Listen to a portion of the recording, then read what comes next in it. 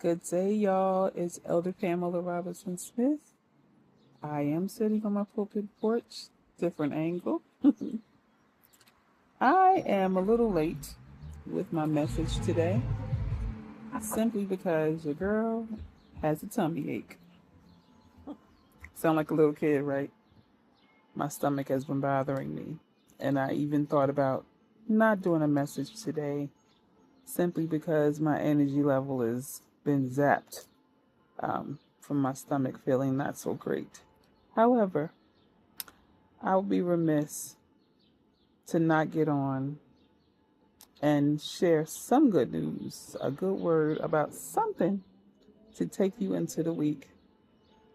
So, last week was the last official full week of school, and I have to confess that I am counting the hours this week for the final day of school. But I have reflected upon the time that I've been on this teaching journey in an actual elementary school. And I will say that I have learned so much about the public school system. And me being the person that I am, I'm already in my head about how can I fix some of the challenges. What kind of teacher do I really want to be? So my brain has been busy on that.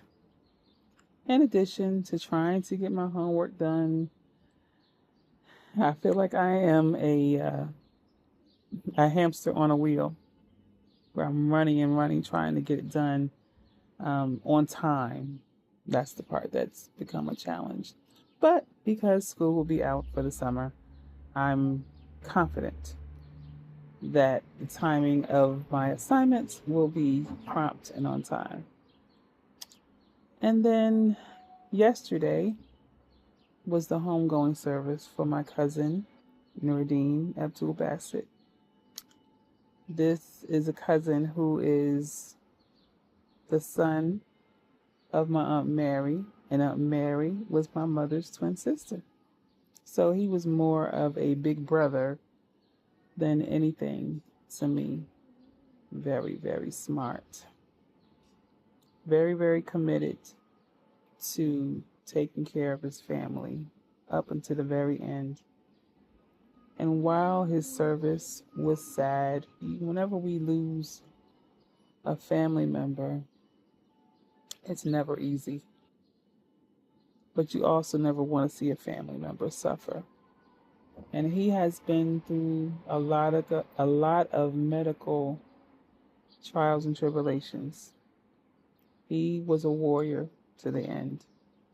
So it was truly a blessing to show up for his homegoing service and to hear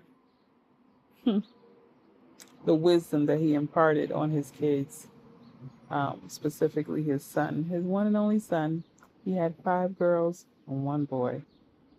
So that was a blessing. So even with me sitting here, not feeling 100%, I know I'm blessed. I'm blessed because I have been here to witness a lot of goodness. I have been here to witness family values. I've been here to witness areas for which my ministry can expand as a teacher. I say to God, how can I change this? How can I make a positive impact on these students?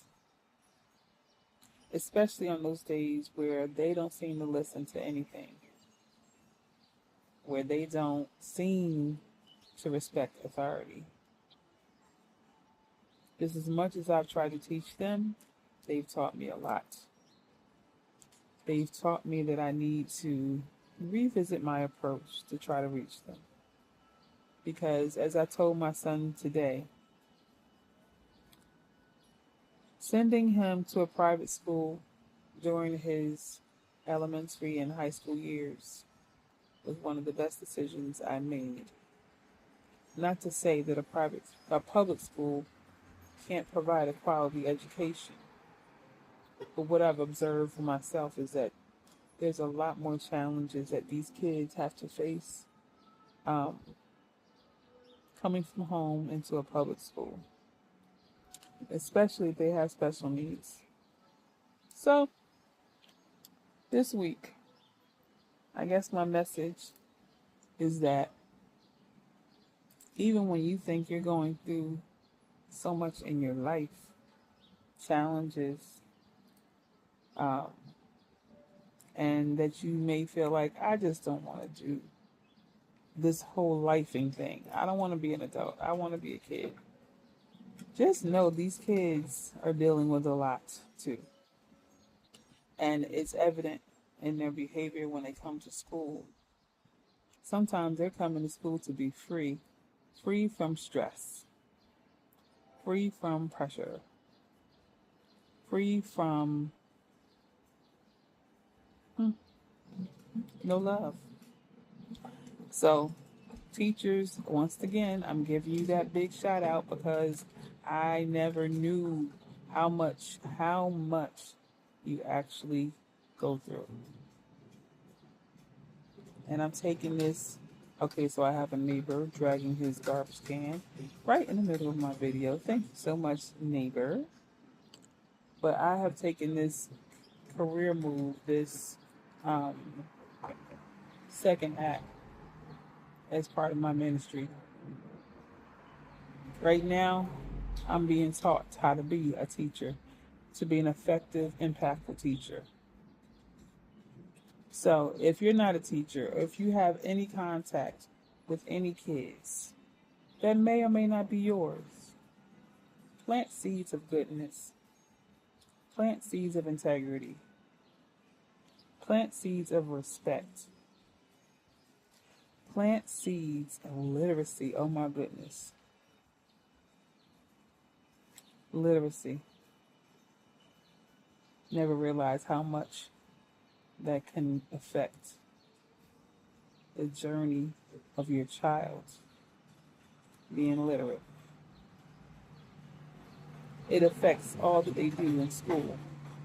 If they can't read, they can't necessarily do math. They can't do science. Not effectively. So my message for you today, if you have a child in your life, directly or indirectly, give them a book. Read it to them. Have them read it back to you. I'm telling you, I've learned so much during this half year period of time that my brain is in problem solving mode, even with my stomach feeling some kind of way. It's a problem that we can impact together. You don't have to be a teacher. You could be a coach. You can be a good neighbor. Plant those seeds. Our kids need it. They really do. I'm going to go now. I've talked long enough. You can tell by the pace of my voice that my stomach is getting the best of me. So I'm going to go. It looks like it's about to rain. But this is your girl, Elder Pamela Robinson Smith, on my pulpit porch. Once again, have a good week. Love you.